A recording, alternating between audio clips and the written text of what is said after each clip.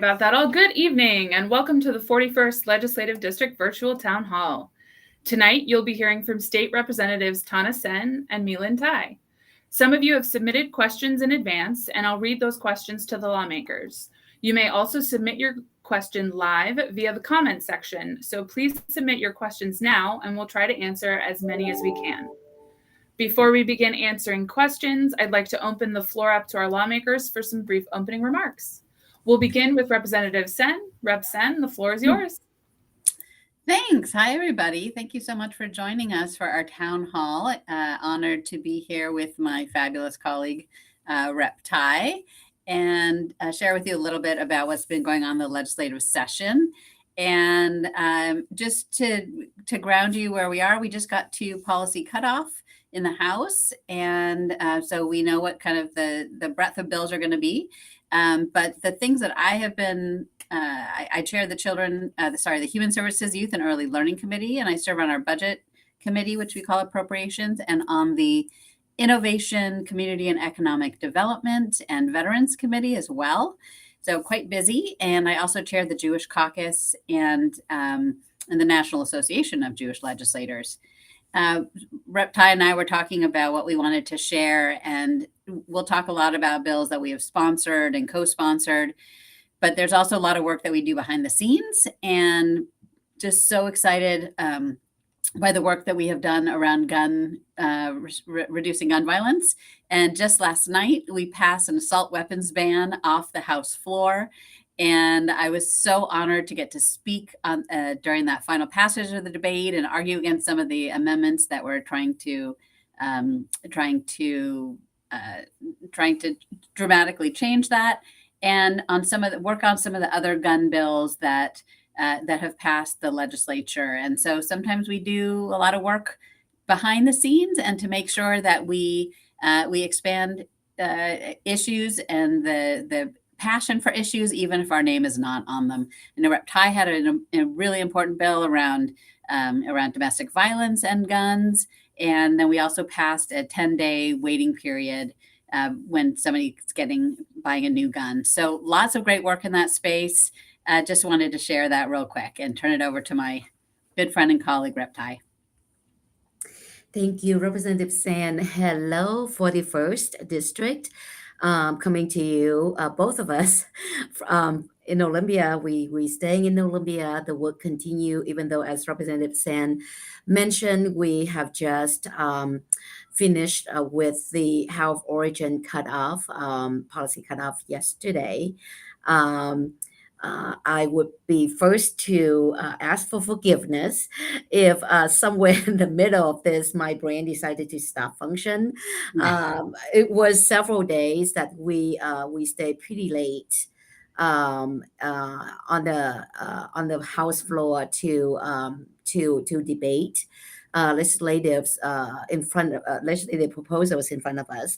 I have the honor this session to serve in civil rights judiciaries, in healthcare and wellness, and in finance. I'm also honored to be elected by my colleague in the House Democratic Caucus to serve as the Deputy Majority Leader, focusing on modernizing our legislative process so that it would move toward a more equitable system. And last but not least, I had the opportunity to join the executive board serving on the National Asian Pacific Islanders of Legislators Caucus at the national level, really highlighting the work for the Asian American AAPI and Native Hawaiian and Pacific Islanders in general. Adding to it, really, my focus for this session has been around mental health for not only our children in the K-12, but really looking at system as a whole, and certainly around reproductive healthcare as far as they continue expanding the services for Washingtonian, but ensuring the protection for providers and patients who coming to our state to get those services. With that, we will go ahead and I will go ahead and stop and get to your questions.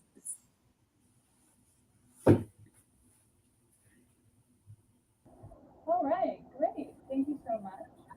This is a reminder to everybody who's joining us this evening that this is a live virtual town hall with your 41st Legislative District. And you can submit questions in the comment section. We're going to get started with a question on housing, I believe. So I didn't get back my deposit last time I moved, even though my apartment wasn't damaged. What can be done to prevent this in the future? Well, thank you for the question. I can report that the legislation that I've been working on the last 5 years finally moved out of the House floor, and it is now in the Senate. This legislation specifically asking for documentations. That is when landlords choose to withhold your safe deposit, um, and and did not provide any documentations, number one, about the damage, number one. Number two, do not provide you the cost for say damage. This legislation does three things. Number one is to update wear and tear, the definitions of wear and tear at the state level. Number two is to require documentation for both the damage and the cost for damage. And the last piece is to ensure communication between both landlord and tenants uh, in order to hopefully prevent having to go to small courts because sometimes that has proven to be difficult, mostly for our tenants. So I'm asking for you to help moving the bill in the Senate so that it can get to the governor's desk this session. Great. Thank you, Rep. Thai. Our next question is on childcare. Childcare is hard to find and expensive. What are you doing to improve access and affordability for childcare? I'll take that one.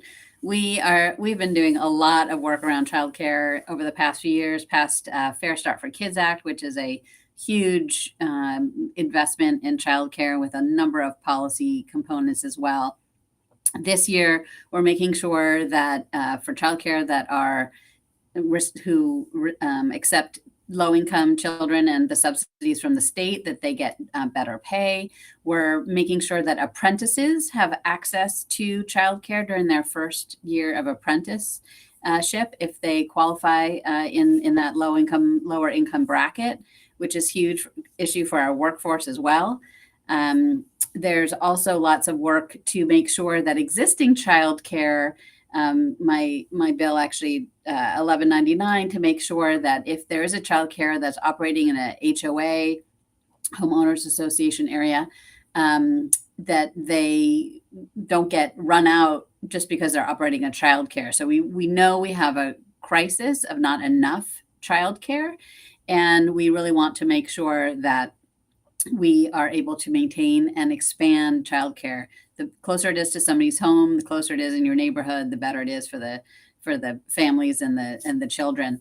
I would also say that there's a couple of budget provisos on the capital end that I am excited about in the childcare space that I hope we can fund. We have an amazing Boys and Girls Club in Bellevue, and they are expanding and going to add workforce and update it for teens and also add some childcare. So hopefully we can bring some of that childcare back right here in our communities, as well as I know there's efforts around Temple B'nai Torah to be dramatically expanding childcare there. So lots of exciting things in both our local community and really across the state.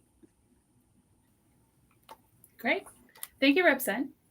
Our next question is on climate change. So as climate change makes concrete dense, low tree cover areas both less livable and more deadly, and housing shortages and high prices impact our communities, what ideas and possible solutions do you have to ensure that we're addressing these entwined issues?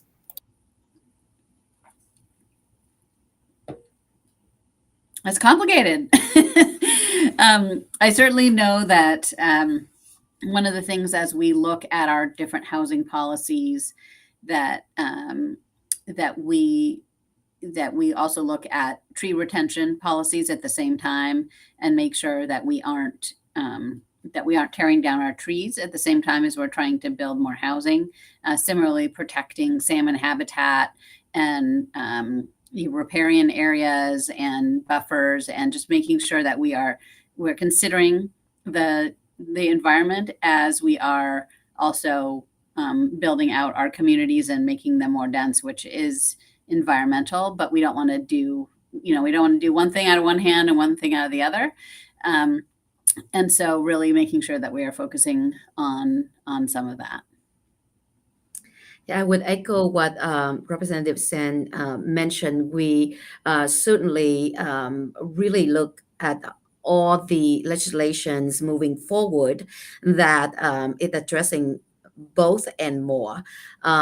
Increased density does not equate to cutting down trees in our cities, and we really look at where.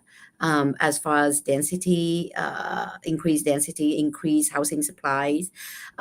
Even in the space of increasing housing supply, we are really looking at the affordability of these housing supplies and protecting our environment at the same time. Great. Thank you both so much. Our next question is on mental health. So mental health care is so important. What is the legislature doing to support mental health care and behavioral treatment centers? My-Linh, do you want to lead on that? Yes, I love to. I shouldn't unmute myself and then mute myself. It takes a little bit of time going back in. Well, thank you for the questions. I think the one piece that I would like to share that is the most amazing work in our state, and I would like to share is the 988. We as a state lead the nation. We are at the very get-go of 988. We are one of 5 states in the nation to have it ready to implement, and we continue to work through the entire process, making sure that people receive the services where they are and when they need it. Really, another piece. Sorry, Rep Thai, real quick. So 988, just for people who might not be following along, is like 911, but instead of an emergency, you need help with services, right? So we're encouraging people to call the 988 number to having a mental health crisis or need some other emergency service that isn't, police and fire, but more where you need services, you need help. And so that's what 988 is. Right, especially around mental health and behavioral health crisis. We also looking at the workforce. So yes, this is sort of like we're talking about the intertwined issues. Workforce is incredibly important because there's no, what's the point of building a system, but then when you call in and on the other end, that you don't have the somebody who's ready to be in place and answer your questions and helping and guide you to where the services are. And so the state is really putting an incredible effort of increasing workforce in both behavioral and mental health, but in healthcare as a whole. So I can't remember. This is where the tiredness coming in. I can't remember Representative Senn as we opening this conversation as mentioned. Really, mental behavior health is one of our top priority in these sessions. So mental behavior health, workforce, and housing. Those are the 3 main topics that we're focusing on, and not only in policy but certainly in budget funding as well. Yeah, and Rep Thai has been part of the efforts around children's behavioral health. That has been a huge focus, and that issue area goes through my committee. And we have been looking at just a variety of ways to make sure that we're supporting youth. We know that there's a children's mental health crisis. The pandemic has been very hard. Children stressed about climate change, about gun violence, about the social anxiety about the need to succeed. We all know that there's that pressure on our kids. And so and just mental illness in general. So how are we addressing that? And so that has been a big focus. You probably have also read in the papers about really unfortunate situations of, the shorthand is kids stuck in hospitals. They have a mental health crisis, and then they go to the hospital emergency room, and they may no longer have a medical reason to be there, but there's nowhere to release them to. Either the kids can't go back home because it's too dangerous of a situation for their family. Families just don't know how to handle the situation, whatever it might be. They might be homeless. And so they end up in the hospital for, weeks, months, even a couple cases a year. And we need to get a handle on that. So really looking at how can we address that issue. Have been some things that are going on. So really focusing in on some of both the crisis end, the deep end, as we say, and then also upstream, making sure that we're getting mental health services and behavioral services as young as, in childcare, getting mental health and behavioral health, making sure we're addressing special needs early on, and all the way up the continuum so we can prevent behavioral health issues versus having to deal with crises. So all of those issues are ones that we are tackling this legislative session. Great, thank you so much. So that kind of segues well into our next question. Across the country, employers are dealing with workforce shortages. Has the legislature passed any bills to address this issue? A ton. A lot. we really, there's been a huge focus. Of course, again, just on the childcare, people can't even enter the workforce across a whole bunch of fields if you don't have childcare. So we've looked at that. We've been working on, we passed a military spouse bill to make sure that we can have better reciprocity with other states so that if a military spouse moves to our area, we can get them into the workforce safely but faster to really to get engaged in high demand fields. And then I'll let Rep Thai talk about all the healthcare workforce issues, again, increasing apprenticeship, really addressing, allowing more, we passed a law allowing younger people to work in a restaurant that serves alcohol where maybe they couldn't before, just really trying to, at every kind of level, from a minute instance or from a very targeted specific field, all the way to just general getting more people in the workforce. That is been a huge focus of this legislative session. Yes, so in healthcare, we started to look at how we could align the requirements for licensure in our state would be aligned with the national standards or the national standard recommendations. We in the education piece of it, we authorize high school students. You know that in many of our school districts, Mercer Island School District, Bellevue School District, Issaquah School District, and Lake Washington School District, our school district have worked really hard providing amazing CTEs and opportunity to earn certificate and credit while our students got trained or taking some of these CTEs learning opportunity. And so what we also passed the bill out in the House that would authorize our students who would earn elective credit while working. And because a lot of our students really learned differently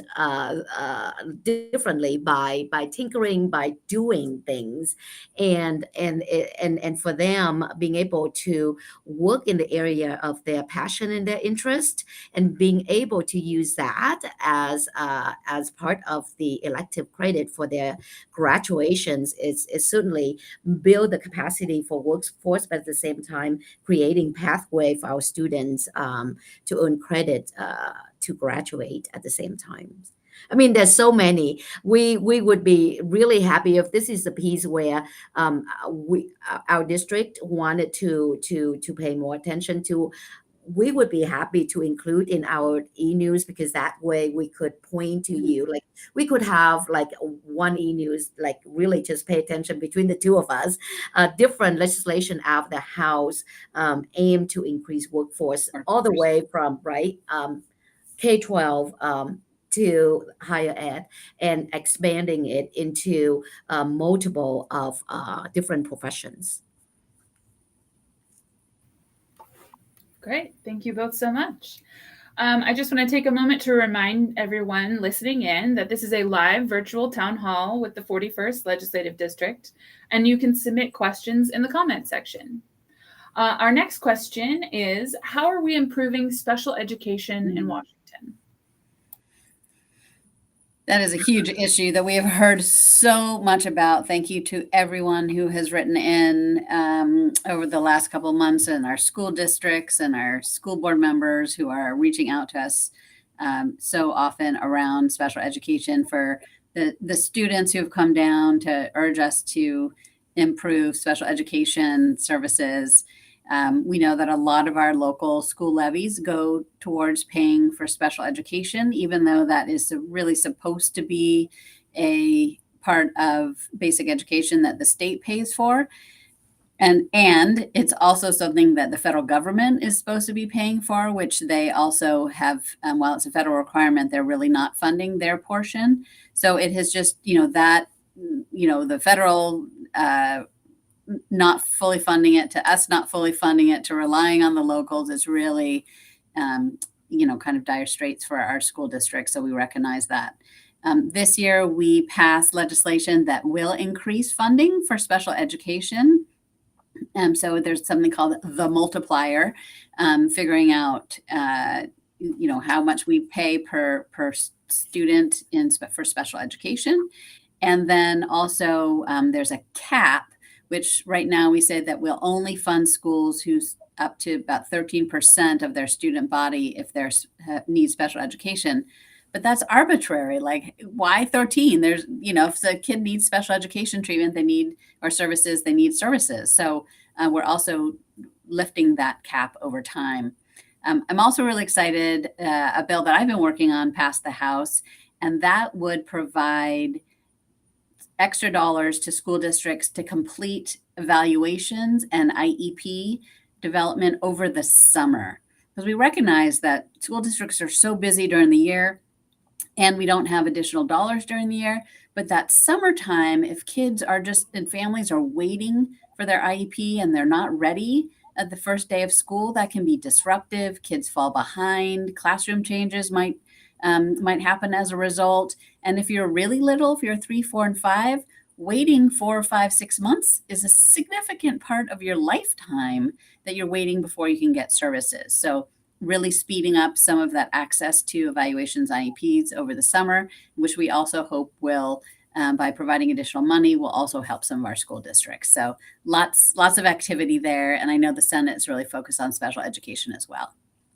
Yes, and then I like to add at least my piece of work in this space, and a lot of these are certainly like the need was yesterday. Since I serve as school board director, I have been in this space advocating for fully funded for special educations, both at the federal level and at the state level, and here I am.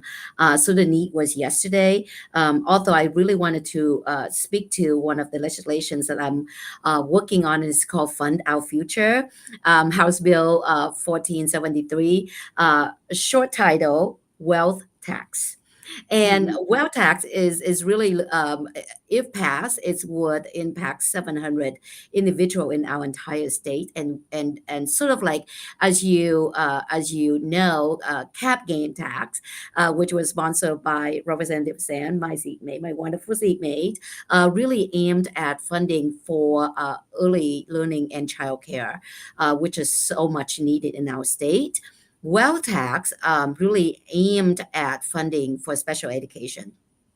As Representative Senn mentions about lifting the cap, because right now with that cap, OSPI could only tell us when we ask, what does it mean by Washington State fully fund special education? OSBI could not give us an answer because of the cap. How do we know? How do we know how much needed are really truly out there? And so, yes, there's several things we needed to do. We need to first lift the cap, so we understand what the exact needs are out there. And number two, really looking at the funding as long-term visions. Some of these short-terms work to help support school districts is significantly important, but at the same time, we need to look at a long-term vision as well. So Well Tax would aim at funding for special education in our K-12, funding for our populations of intellectual and developmental disabilities, and definitely looking into providing housing.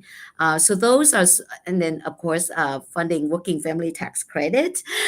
So those are the four main area that when Well Tax pass, it will be focusing on. And for me, most importantly, is truly focusing on funding our special education services. Great. Thank you both for your responses. Our next question is, do you think the laws restricting police pursuits needs revision?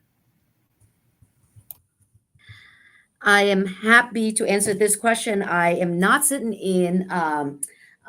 We changed the name of the committee to Community Safety. This time around, so I don't know the deep conversation in that particular committee caucus. But as you know, any legislative proposal is require a lot of engagement, and as our legislature is really moving toward a more equitable process, which means we need to ask the question of who a particular proposed legislations will impact. So in this space, for this particular questions, we certainly have been engaging with police, with law enforcement, both at the state level and at local level, and we definitely have been engaged with families who has been impacted by the legislation in front of us.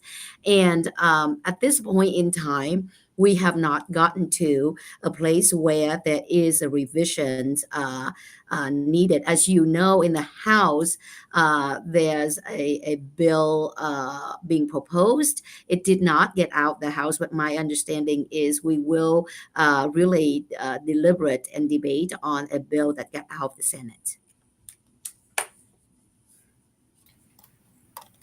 Great.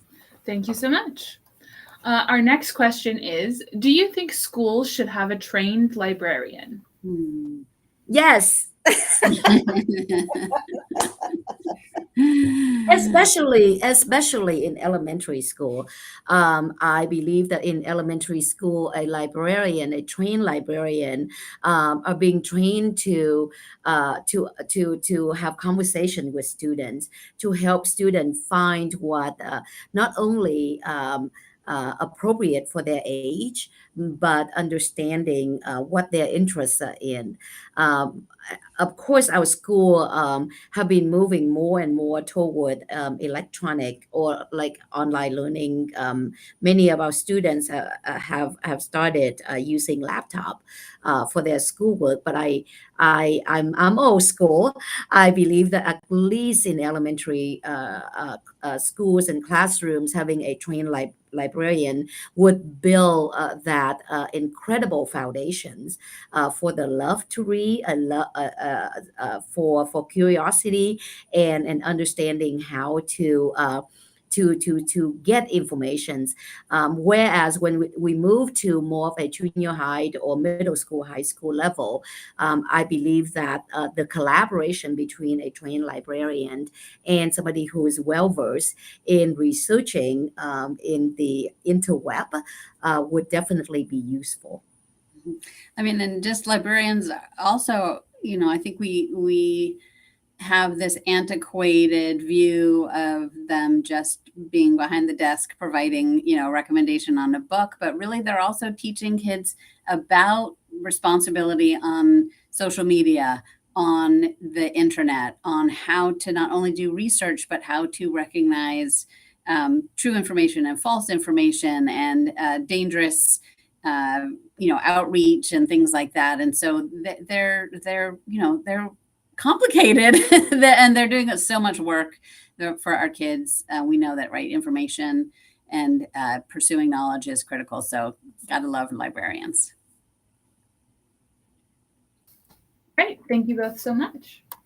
The next question is, how are we addressing the regressive tax system in Washington? My-Linh. Yay! Well, thank you for asking the questions. Well, we passed working family tax credit in 2021. February 1st of this year, that system is up and running. It is one of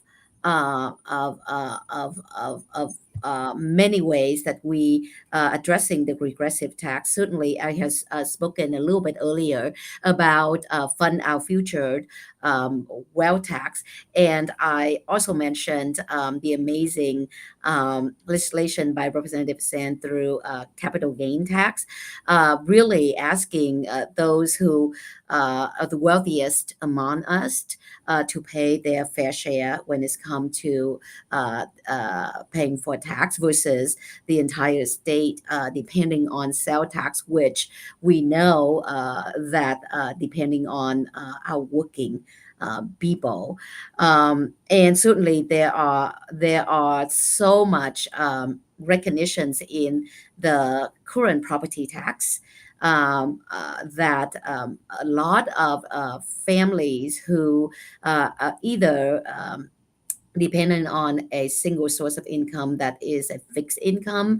For our senior, I believe we have passed out of the House a legislation specific for that, as far as providing a property tax exemption for service-connected disabled veterans and senior citizens.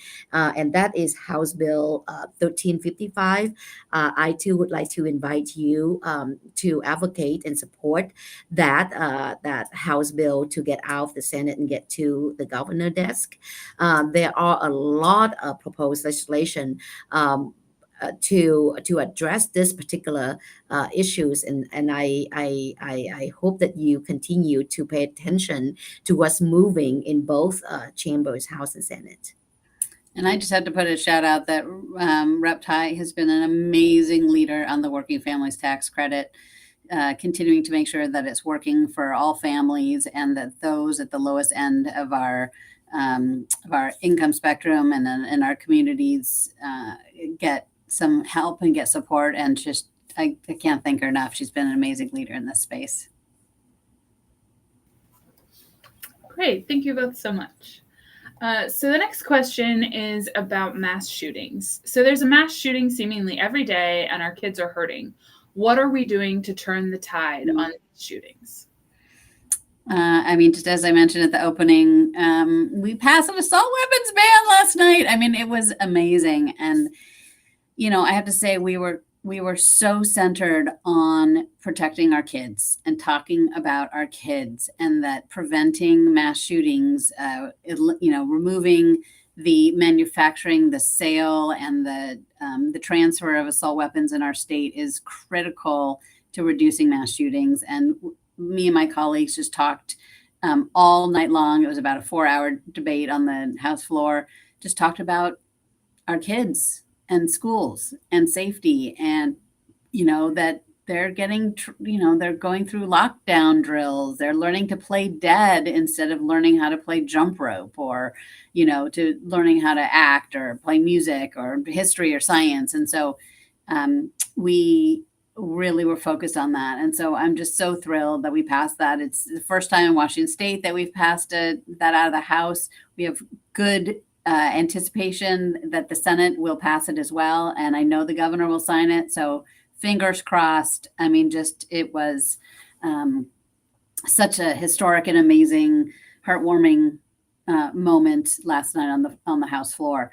And even the night before, we passed a 10-day waiting period for guns too, because what we know is that when people get passionate or maybe suicidal and they go out immediately, buy a gun that they want to use, by giving a cooling off period, that can also really help reduce some of these passionate shootings as well. So lots of great work there, and just know that we're hurting. We know it. Our communities are hurting, so we are working on that. Yeah, and I would like to just bring into this space my legislation, House Bill 1562. That one is to update the firearm restoration process in our state. And the intent is to reduce risk of lethality and harms by making it harder, making people adding more prohibitors to the process, so that people just need to make sure that those who get their petition through, restore their firearms right, have fully complete the waiting time and have not shown any additional crime committed. And the three, I think, significant prohibitors that we add in that space is hate crime, cyber stalking, and animal cruelty as prohibitors to reclaim the firearms right. Great. Thank you both so much. Our next question comes from the comments. Deanna asks, why did you advance House Bill 1110? Isn't there a better way to accomplish this with cities without a one-size-fits-all solution? I would say that maybe House Bill 1110 has been the issue that I at least have heard the most about this legislative session from constituents. Let me just give a little bit of context.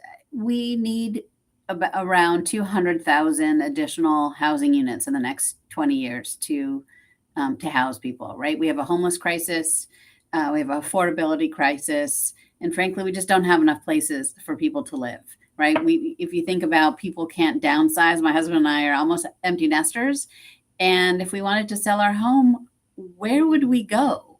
There isn't anything that we could afford to downsize into, whether afford or even just find that would be anywhere near where we currently live, right? So, and then thinking about our kids in college coming home, as much as I love my children, I'm not sure I want them to, have to live with us for another 10 years while they save up money for a down payment.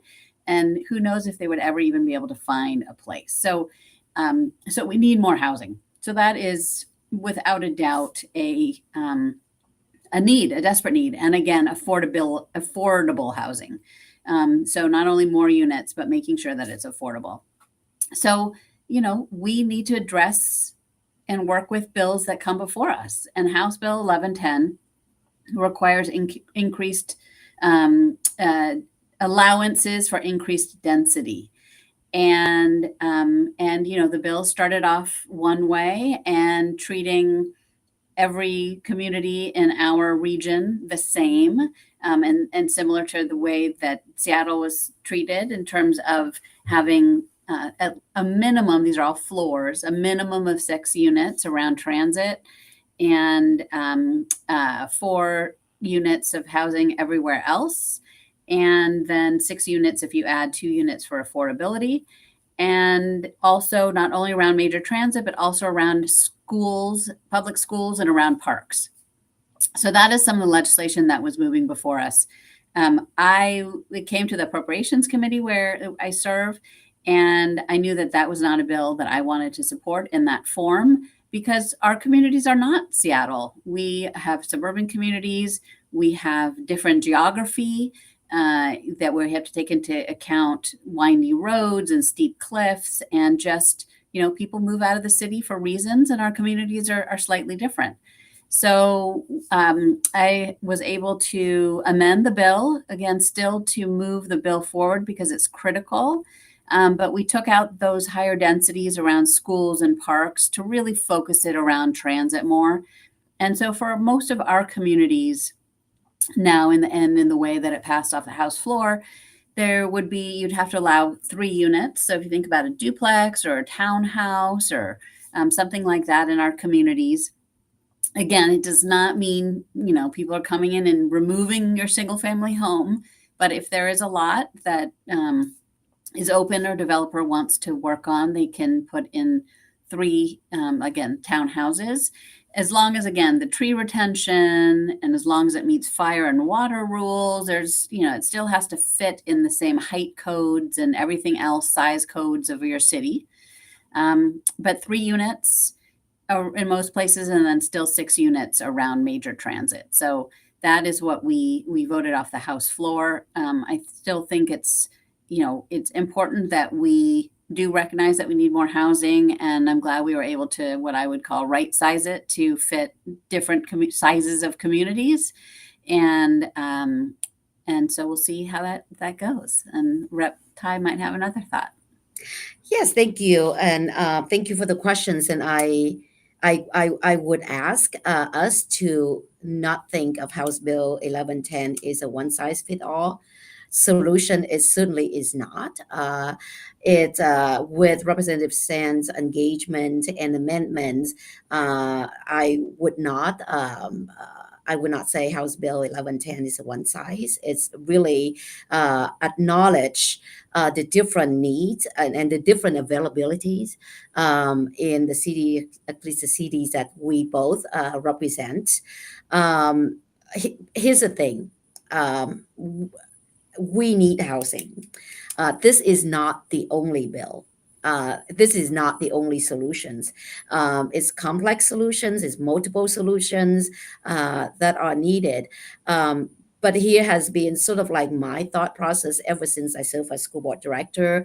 I was proud to serve as school board director for the Bellevue School District, and it's known as one of the school districts that provide excellent services for both an educational opportunities, but opportunity in multiple different areas. But here's the thing: as a refugee coming from Vietnam, why did my family choose to come here in this country? It is because something is absolutely amazing about this country that available for us to have an opportunity to rebuild our life. And that's something I hope we all extremely proud about it. And for our communities, wherever that might be, whether it's Bellevue, Mercer Island, Issaquah, Newcastle, any of those cities is Sammamish. When people find our cities with amenities, with the environment, and especially with the schools, because we all care about our kids. This is about our children. So if we as family want to provide the best opportunity for our kids, why do we think other family do not want the same? And they could not access this amazingness that we work together due to the barriers of affordable housing. Now, think about this. It's also like I really ask us not to forget our teachers. Like we value our teachers, we value our schools. Who makes it possible? A lot of them are our teachers, and they couldn't afford to live in the community. Many of them had to travel and commute 2 hours both way every day. Mm-hmm. And so the moment they have an opportunity to go teach somewhere else, they will.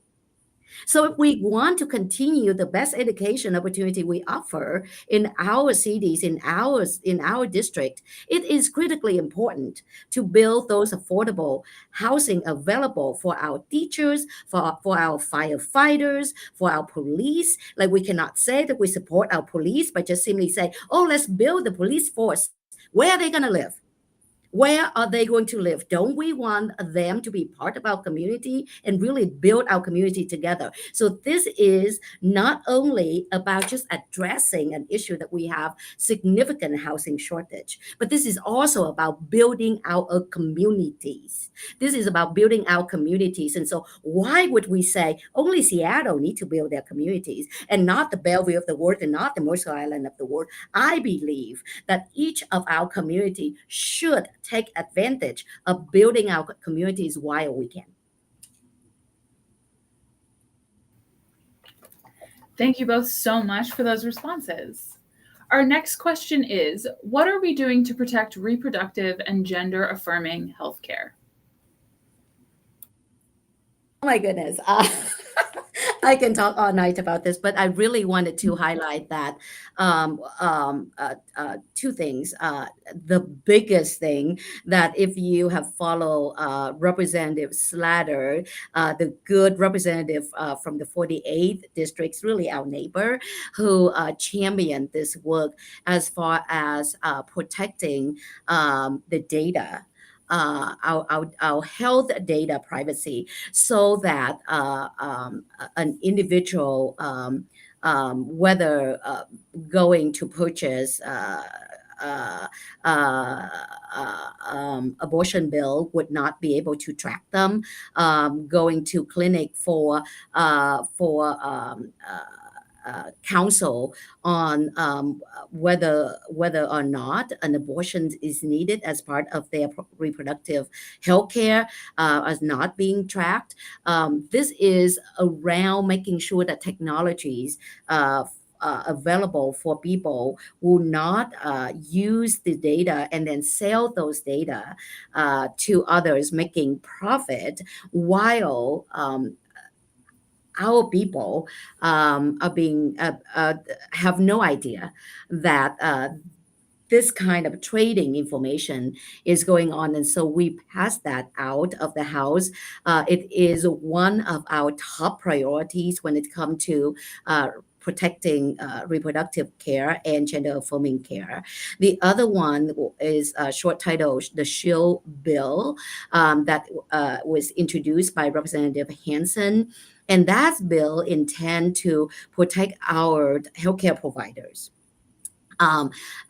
in Washington state, and protecting individuals who travel into Washington to get this service. And so it's two different set of protections, and a lot of it is to prohibit data sharing or information sharing. And also there is another piece of legislation that would not allow the medical board in Washington state to look at certain disciplinary from other healthcare providers coming to our state to practice, and they was being disciplined because of their services around reproductive healthcare and gender affirming care.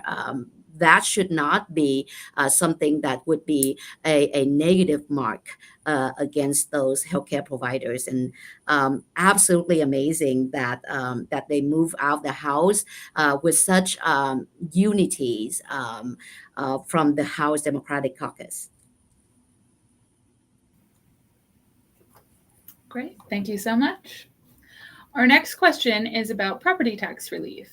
Can you increase the minimum income for seniors to qualify for property tax relief?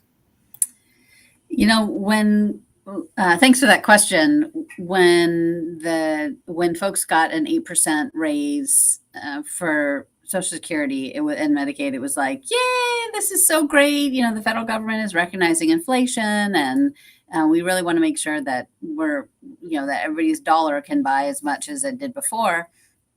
And then all of a sudden I was like, wait, but what about, and when we were talking about all these housing bills, like, well, what about our seniors who just got an 8% raise in their income? All of a sudden, if they had been qualifying for property tax relief, they would no longer qualify, and their lives have not changed. Nothing has changed for them except that they happen to get a cost of living increase.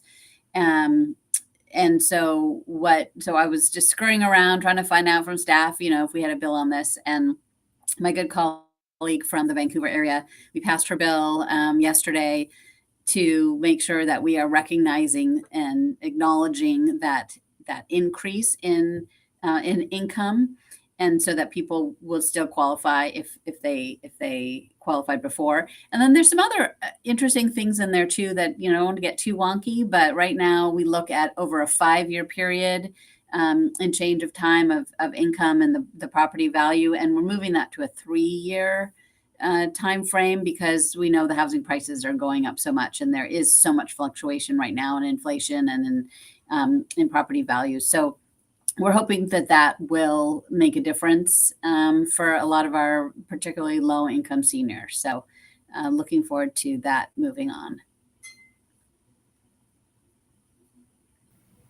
Great. Thank you so much, Rep. Senn. Our next question is, what's a bill that no one has heard of that will impact our lives?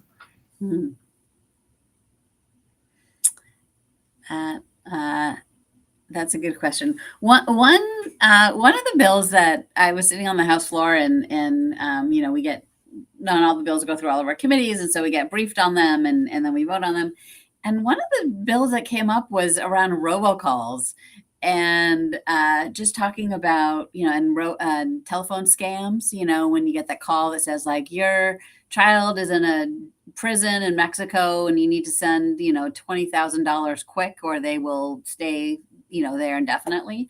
That kind of scam, or just, the endless repetitive calls that you just can't seem to ever opt out of. And so we passed a bill off the House floor that will, make it illegal, or fines and other things of how you have to, if somebody asks to not be on your call list, you have to actually really do it. And so I was just like, oh my gosh, that's one of those bills that, like, it's never going to make my newsletter, but actually might impact people every single day. So hopefully we'll have a reduction in robocalls. Yeah, I think I'm still stuck in the space of like all like crazy seriousness. So the one bill that, when this questions come up, like the one bill that keeps stuck in my mind and I couldn't let it go, is a bill coming from civil rights judiciaries, is specifically about doxing. And we heard so much from our election worker, right? We heard so much from the people who doing public service, and such as our school board directors, the threat of exposing where people live,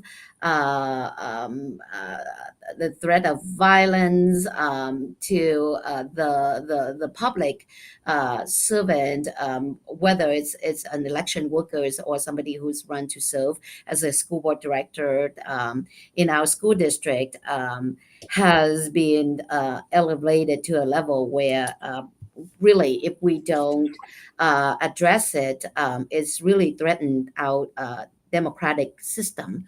And so that when that legislation was being introduced, moved through the process and got out of the House, for me, it's truly about our community safety. It's truly about protecting our democratic process, and I do believe that will impact every single lives in Washington State. Mm-hmm.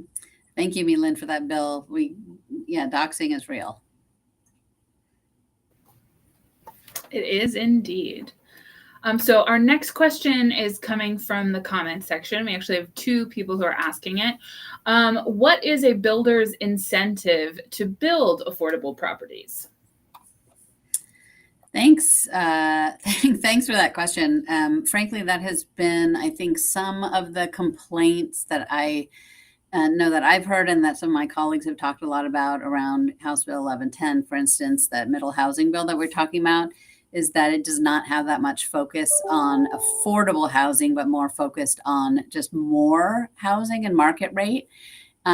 However, through amendments, we have made that aspect better, making sure that any city can create an affordable requirement on top of that. so that you can increase the number of units or floors or things like that if you have what's called a density bonus if you build affordable units. And for in all size of cities and the number of units and things, if you add affordable units to that your project, then you can go up, you can add a unit. And so that has really been about incentivizing affordability, and again, making sure that we're not preempting affordability just by requiring certain levels. We want to instead incentivize. But it is a question, and we know that we need more housing, and we need more affordable housing, and we need housing for really low income individuals and families as well. And so making sure that that we're addressing that. And then I would just say that this middle housing bill, and Rep. Thai touched on this, is not the only bill, right? There's like 10 housing bills. And so, there's just a lot around ADUs and DADUs, so detached accessory dwelling units and attached units. And so there's lots of work, and then there's bills coming over from the Senate around housing. So there's lots of interaction that we need to take care of and take into consideration, and affordability is absolutely critical. Great. Thank you both so much. So that was actually the last question this evening. Thank you to everyone who submitted a question. I'm now going to turn it back over to the legislators for closing remarks. Rep. Thai, would you like to begin? Yes, thank you, Megan, for moderating these conversations. I would say we have such a great time having this conversation with you. I really hope that next time we meet, hopefully we would meet in person so we can really see each other. It has been an incredible time being here since the beginning of session. There are so much work in front of us, and being able to see each other, whether in committees or simply in the hallway, share a meal, whether it's a quick salad, but we have an opportunity to really discuss what are the important issues in front of us. And I am also so thrilled of the engagement. You probably know that we heard you loud and clear, that during the last two sessions, we were fully virtual, and the ability to sign in to testify, whether to support or oppose a piece of legislation, to engage and to share with us your concerns, was really being extended in this session as well. If anything, I wanted to highlight is number one, thank you for your engagement, for letting us know what's important to you. And number two, I would ask for continue engaging and sincerely hope that you can support our work. But for whatever reason, certain legislation being proposed, if you do not support it, please just don't say we oppose. Please help us understanding how certain legislation impact you. And last but not least, I hope that you would join us to work toward our own growing and learning, because that has been most valuable for me, especially looking into the conversation around equity, the conversation around building our communities, because I think if each one of us do not engage in that journey, we will continue to talk past each other while so many members in our community are suffering. And so that for that, I will pass it over to Representative Senn. Thanks, Rep. Thai. I'm glad that you reminded us that, we're back in person here in Olympia, and so now it almost feels normal. But the first few weeks were really quite overwhelming. Just the intensity and the in-person activity, but it's, as it always has, it's proven to be such. I think we're having a really good outcomes and building those relationships, and really important. And I think that's going to build a better budget. I know we haven't talked much about the budget because that is something that we're kind of moving into. So I think we'll talk about that at our next town hall, which again, I hope is in person. I imagine will be in person. We're working on lots of other issues that we didn't get a chance to talk about around the environment. I loved one of my favorite bills that I was working on this year was to have zero emission school buses. We didn't get the bill across the finish line, but I'm optimistic and hopeful that we'll get some money in the budget for those electric school buses to help roll that out. Again, I know the budget is important, again, for things like expanding access to developmental disability services for kids in foster care, and just developmental disabilities and intellectual disability investments overall. So lots to come still in our budget conversations. And so we know that there is more to share. And again, as we hear bills from the Senate and our bills go over to the Senate, lots of the conversations are similar, but lots of the bills that we'll be seeing, we haven't seen yet and they're heard yet. And so that's an exciting time. And we'll see what comes out. I also know that there are a number of people who said that they were having a hard time getting onto this at the outset. So apologize on this town hall. So I apologize for that, and know that this is being recorded so you can go back and see everything from the beginning. And just so grateful for people for tuning in and sending in their questions. And as Rep Thai said, for writing in, we work on our issues in great part from knowing our communities, and we hear from you. We reflect your concerns, and really just value your input and your engagement. So thank you so much for all that. Great. Thank you so much. That's all the time we have this evening. Thank you so much for attending and for submitting questions for your lawmakers. Again, apologies for the technical difficulties for those who are joining us via Facebook. If we did not get to your question, you can directly contact Rep Senn and Rep Thai's offices with your comments. Their contact information will be on the screen shortly. Thank you so much for joining us, and have a great evening.